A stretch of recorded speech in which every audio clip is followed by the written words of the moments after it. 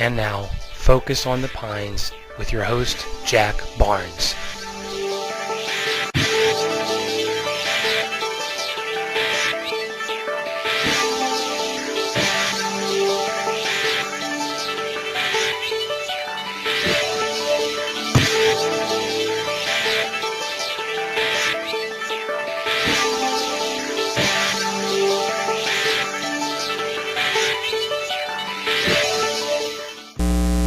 Hi, I'm Jack Barnes, and welcome to Focus on the Pines, where we bring you news, views, and interesting people from in and around Ocean Pines. We're very pleased to have as our guest today Detective Sergeant 11292011Ehrisman, recipient of the Law Enforcement Officer of the Year Award from the Worcester County Child Advocacy Center for his tireless investigation of child abuse cases in Ocean Pines. Sergeant Ehrisman, welcome to Focus on the Pines, and I commend you for a great recognition. Thank you very much. Thank you. Now, before we get into the child abuse situation in Ocean Pines, I understand you're married and a father of how many children? I have three. Three children. Three grown children, one grandchild, one grandson, and we are in the process of expecting our first granddaughter as we speak. Uh-oh. Maybe you run out of here, we'll know where you're going. We are on hold, in a hold pattern right now. Well, we look forward to that, and congratulations Thanks as well. very much. Now, I really first met Sergeant Ehrisman sort of as by chance out in the community. I found out that he was involved with child abuse cases in Ocean Pines, and in speaking with him, was surprised to hear that Ocean Pines experiences on average, I guess, about 3 to 4 child abuse cases per month. That was really quite a surprise to me. Sergeant Ehrisman, why don't you give our viewers a little snapshot of just what we see in the way of child abuse cases in Ocean Pines? Well, the way it works in the county, child abuse cases can be reported just about anywhere, from a school teacher, from a daycare personnel, from medical as a doctor or an emergency room visit. Anybody that is involved with the welfare of a child, if a child makes a statement to a friend and the friend tells somebody, those are all ways that child abuse actually gets reported into the system. If a child says something, or a teacher or a doctor or something sees an injury on a child, by law they're required to make a notification. Child Protective Services, which is a division of social services in this county, is very well supported. We have what is known as the Cricket Center, and that's where we try to isolate all the investigators, all the caseworkers, and we work together so well as a team. So social services may get a referral today from a school teacher or a doctor, and that caseworker will call the investigator in whatever jurisdiction it's in. So if that child lives in Ocean Pines and they think that child was injured at their home, then that caseworker will join up with myself and we'll do the investigation in Ocean Pines. If the child lives in another jurisdiction, then those caseworkers have to go to that jurisdiction. Just like any other crime in the state, it's investigated where it occurs, whatever jurisdiction it occurs. Now, you mentioned that you get a lot of reporting from what we would call professionals, be doctors, school officials, whatever. Do we see a fair amount coming also from, be it family members or neighbors? Yeah, the center itself and social services has a report line where anybody can call and report if they suspect that a child's being mistreated or neglected. Some of them are done without name. It's just a phone tip. These cases are very hard to filter down. We're not really interested in where the complaint come from as much as is the allegation true? Is that child in some kind of harm, whether it be at home or somewhere else? So when somebody, a neighbor or somebody in the store or something, sees something and makes a complaint to social services, again, we have to find out where is that abuse or neglect occurring. And we're not really interested in how we got the report as much as from the time we get the report do we have to work an active case. Now again, I mentioned, and if you agree, that we see an average about 3 to 4 a month in Ocean Pines. what do we actually see? Are we talking about what we consider sex offender type situations, or somebody's hit somebody with a belt and created a weld, or done it consistently? What do you see for the most part? It's a very large range of things that can go from very minor. What one person may feel is an abuse, if they see a child being spanked out in the yard or something, and they call and report an abuse, it doesn't necessarily qualify as an abuse. So that may be a report that comes in, it's investigated, it's found that it's not an abuse, and you just go on. And does that report come in to you, to the police department? And if it goes into social services, do they call you to report, or do they go out and investigate? It's a joint effort. If the report comes to us, then we call Child Protective Services and tell them, here's what we reported. And a caseworker and myself, we would go and investigate it. If the report goes to them, they would call me and say, we've received a report, and we would go investigate it at that point. So whichever end it's reported on, the operation still stays basically the same through the center. We try not to be impulsive. We don't just jump to conclusions. There has to be an investigation.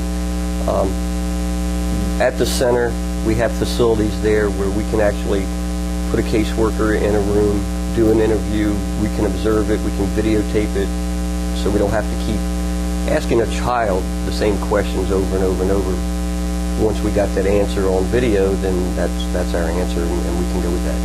And on the other spectrum of the scale, it can be a sexual offense, whether it be a family member or somebody outside of a family member. A lot of times, abuse cases are reported so far after the fact. As far as the time frame, they're so far after the fact. We may get a report today where a child disclosed something that happened back 4th of July weekend or something. So it gets a little complicated as far as when it's reported, or as far as where your physical evidence is.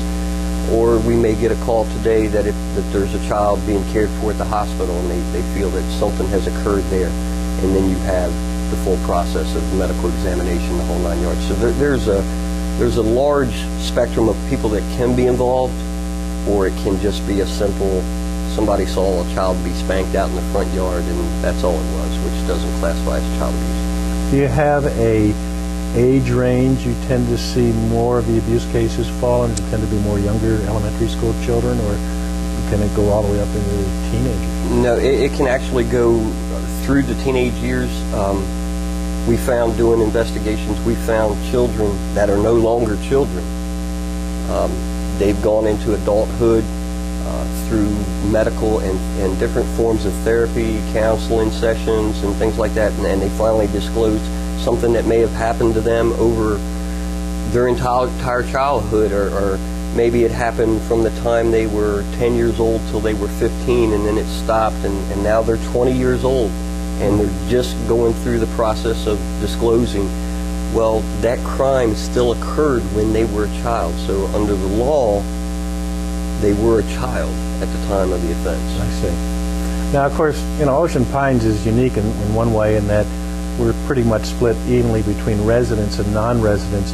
If we have children that were visiting Ocean Pines and a child abuse call comes in, how's that handled? Because the children then go back to Pennsylvania or New Jersey or whatever. That's true.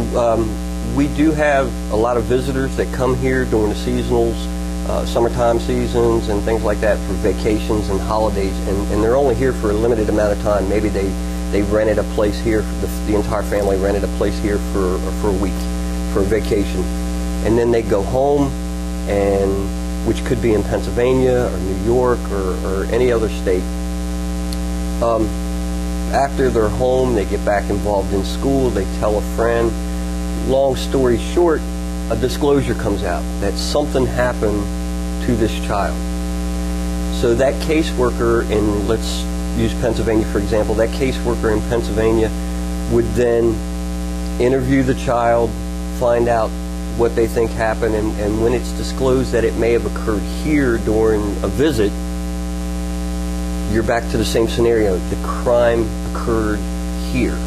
Therefore, we have to be the ones to proceed with the investigation, and if there's any laws broken that there's going to be a prosecution, this is where it has to be done.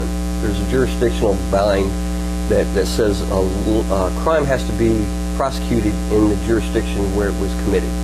So if it occurred in Worcester County, this is where that person has to be prosecuted. We can't go to Pennsylvania because that's where the child is. So even if the suspect was here for a visit, so now I have a victim in Pennsylvania and a suspect in Virginia, but the crime occurred here during the week that they were here on vacation, it all reverts back to here. This is where the investigation has to be done. This is where the prosecution has to be done. Now, let me ask you this. For residents that might suspect, but they're not sure, do you encourage them to call, encourage them to call you at the police station, or are they better calling social services? And of course they're worried about what if they're wrong, they don't want to get in a hassle with a neighbor. How would you advise someone to approach that? The easiest way would be to call social services direct, because they have access to all the other branches that would need to be contacted. But call social services direct. It may be something as simple as they're suspecting something. They can actually go to the school and do a visit with the child, go to the home, do a visit with the parents, and the case is concluded right there. And the reporting person is kept anonymous? Can be. That's completely up to them. Family members don't like to tell on other family members, but yet you want to protect that child. So don't feel ashamed or intimidated not to report it, because we're not interested in where the complaint comes from. We're worried about the condition of the child now and from this point forward. We can always go back and hopefully find something that happened, but if it happened in the past, if we don't do something to stop it, it's going to continue to happen. So a case may be as simple as maybe that's all we can do is approach it today, and that stops it from happening tomorrow. That's a good point. You know, if we never conclude what happened, you got to realize it's so hard to prove a court case compared to an assumption that you and I are sitting here discussing. We can both agree that we think something happened. We're under the impression something happened. Something very well could have happened. That doesn't qualify as a prosecuted case that could go to the state's attorney's office and wind up in court and somebody going to jail for it. That's a good point. Especially when you're looking at a victim that could be a 2-year-old, a 4-year-old, that can't get on the stand and testify. So if we don't have the medical evidence and scientific evidence to go with that case, even though we didn't get a chance to prosecute it, we've stopped that abuse from this point on. If it comes to nothing but separating the two, they can never have contact again.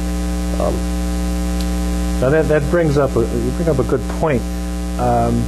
Do you find, maybe not many, but one could be traumatic for someone that, and on occasion, children will embellish because they know that they can make a claim in this day and age and might accuse somebody falsely of child abuse when it really hasn't happened? Very, very much so.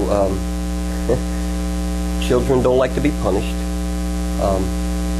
and it's in our education system. We're telling our children at school, nobody's allowed to touch you. If anybody ever touches you, if anybody ever hurts you,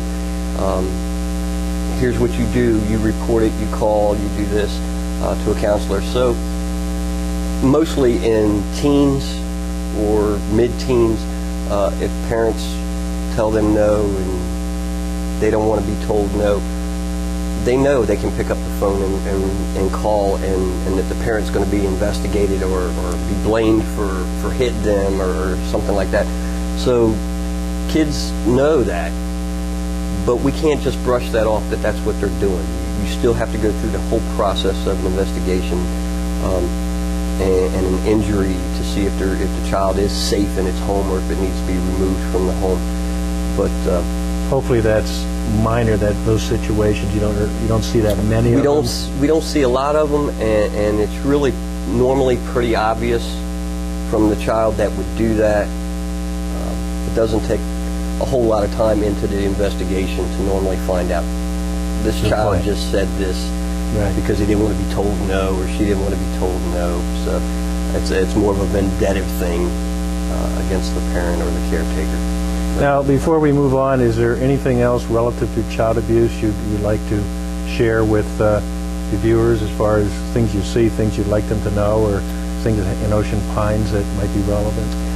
I think that one of the largest things is that Ocean Pines itself is a very close-knit development, housing, community. You're very close to the people that you know in Ocean Pines. I'm very close to the people that I know in Ocean Pines. But yet there may be somebody in between us that has a common denominator. Don't be afraid to report child abuse, but don't automatically assume that because somebody's accused of child abuse that they're guilty of child abuse. I would say probably, I think the numbers show there's statistics, and I'm not sure just what the numbers are right now, but probably out of a community like this where somebody would report child abuse, maybe half to three-quarters of the time there is an actual case there. So child abuse is very private in a community like this, but also be aware that we have sex offenders that live in Ocean Pines that are registered in this county. There's a registry in our police department. There's websites all over that you have access to where there's registered sex offenders. By law, they must register when they're here. We have people that come here, that visit here, that are registered sex offenders in other jurisdictions. They actually have to come to our police station by court order and tell us, and we sign off on a piece of paper saying that they're here from this date to this date. We have public pools here in this community. You may have friends at a pool. I may have friends at one of the other pools. If we see something, it needs to be reported. Don't just say because we're a close-knit community, it's up to somebody else to report it. It's our job to investigate it. And if you report it and you say, I'm not sure, there may be, we're not going to hold that against you. We're not going to say that you're coming and making a false report, but give us the opportunity to protect that child. We would much rather do the investigation and prove it completely wrong than not protect that child. So for a community like this, don't just rely on it because I don't live over on that street. Somebody else will do it. Take the initiative to do it yourself. Good point. Now, I won't say moving on to a lighter area because property crimes isn't necessarily lighter, but if you have a property crime, Detective Ehrisman is going to be the person arriving on your doorstep. And Sergeant, why don't you give our viewers a little maybe snapshot of what type of property crimes are prevalent here in Ocean Pines? We're a pretty safe community in general, I believe. Normally it's a pretty safe area, and a lot of the property crimes that we have are not necessarily committed by people that live here. But we are an open community, so we get outsiders that come here, whether it be for a visit or just because they know we're a closed community. A lot of our property crimes are thefts from motor vehicles. We've had quite a few of those. Our road guys are out there. There's a lot of mileage in Ocean Pines. It's a pretty large community to have just a couple officers that can't be on every street. So we may get up tomorrow morning and find we had 3 or 4 cars broken into last night in one general area. And our sergeants will go out and put the road patrol guys in that general area. I think one of the large things we need to get across to the viewers, over the last 2 years we've had a large series of motor vehicle break-ins and people that just go in and rummage through the car and get a couple dollars worth of change or something. I'm not sure, I'd have to go back and look at the reports, but I think most of what's come across my desk, not one car was actually broken into. They didn't force entry. You're looking for unlocked vehicles, Sure. crime of opportunity. Sure, it's crime of opportunity. They can just go from driveway to driveway, open the car door, snatch, and run. If the car's locked, they just move on to the next one. We've been very lucky. Our road guys do fantastic work. We've had assistance from other agencies. We're not the only ones that got hit. West Ocean City got hit, the county had a lot of cases out there. And we work together with those agencies and say, we had 5 or 6 cars hit this week. You guys had 5 or 6 cars hit in the last 2 weeks. and that's how the investigations begin, putting the common denominators.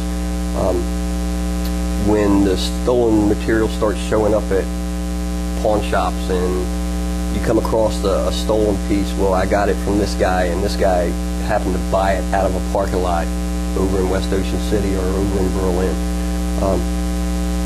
There again, it's crime of opportunity. Lock your doors, lock your cars. It's very simple. Now we are pretty much a retirement in a way. There's a lot of retirees here. I won't call it a retirement community. I have some people all over my case. But we have a lot of, do we have what I call senior crime? Do you see a lot of that? Most of the senior crime we have seems to be financial. A lot of the senior crime we have comes from caretakers, which elder abuse is another whole branch that's investigated exactly like child abuse crimes. We realize and we know that a lot of people have retired here and their family is elsewhere, and after a period of time they're pretty well isolated here, and they'll have agencies and private citizens come in and do personal care, help clean the house and things like that.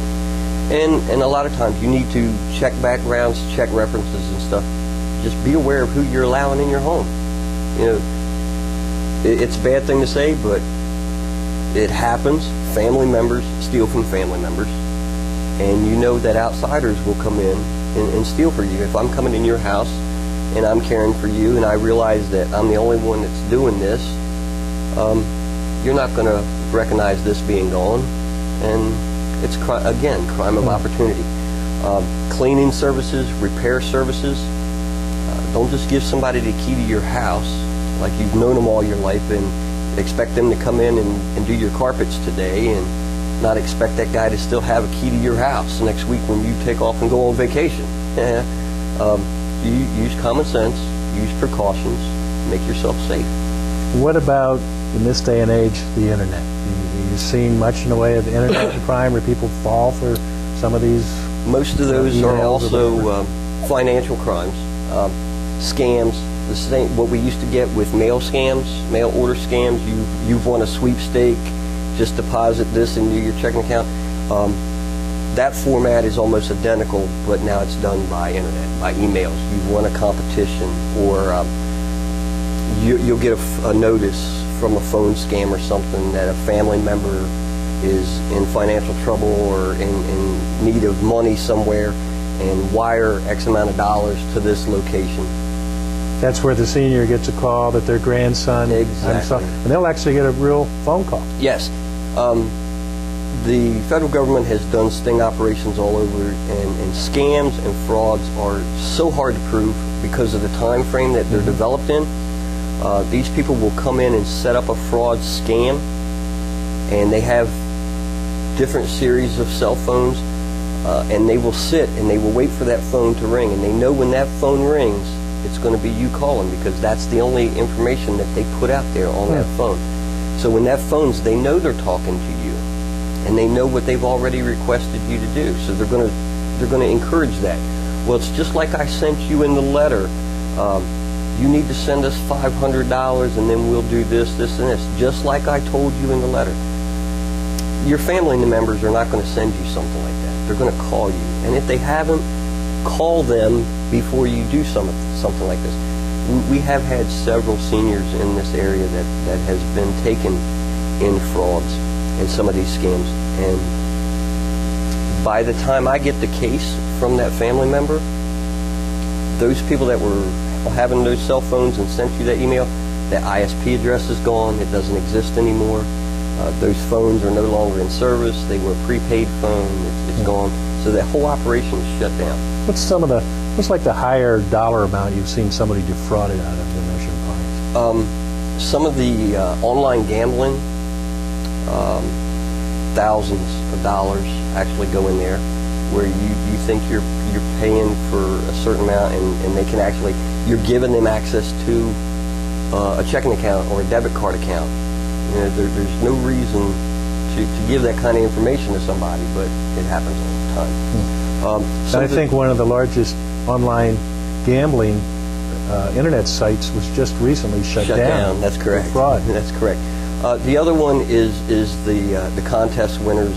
You've won X amount of dollars, and they'll send you a check and tell you to deposit this check into your account, and then you have to send us the filing fees or something, which is $1,000 or $1,200, and so you'll take that check and you'll put it in your account, and you'll send them a check, which is a good check that they're going to get out of your good money, and then the check that they sent you, that you deposited in your account, is no good. And even if that check is certified, it will go into your account, but a certified check is not guaranteed funds, correct? That's correct. And the people find out down the road, a couple weeks, the bank calls and says, hey, that's no good. That's no good, and you've already sent these folks out. That's correct.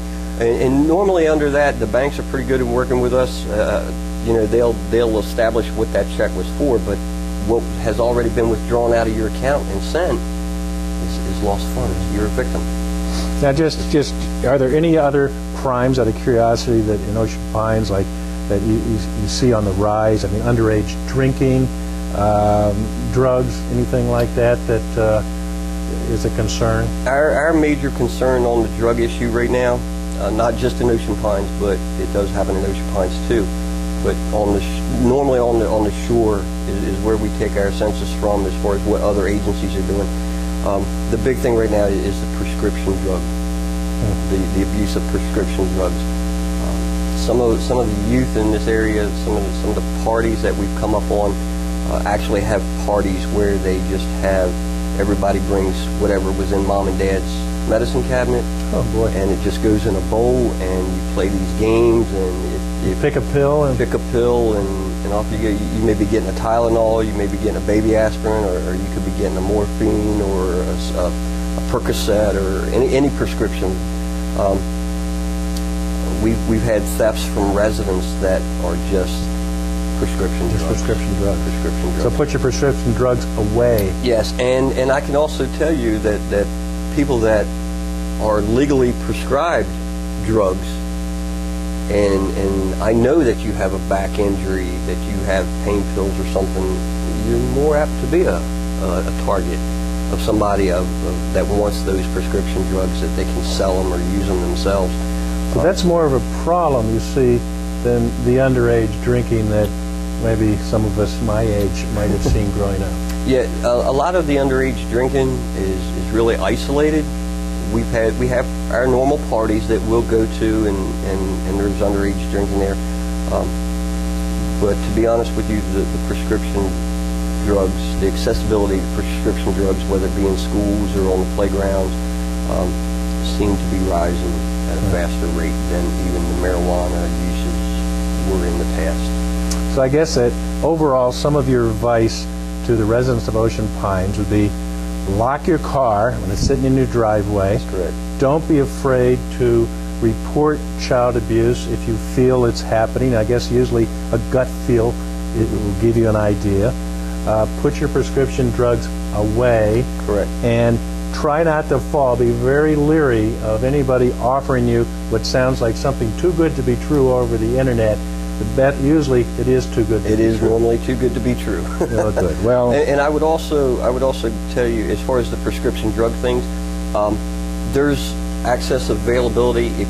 Don't save prescription drugs. Prescription medication is good for a certain amount of time, and then it expires. When it expires, don't hold on to it. There's ways to dispose of it. You can call the county. You can call our office.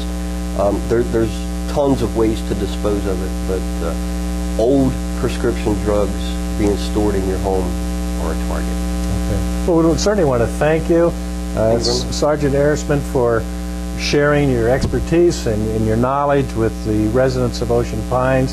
Again, we commend you for the recognition you received and helping us be able to help ourselves and others along the way. Thanks again, and we hope you've enjoyed speaking and hearing Sergeant Ehrisman. Say hello to him when you see him in the community. And again, this is Jack Barnes for Focus on the Pines.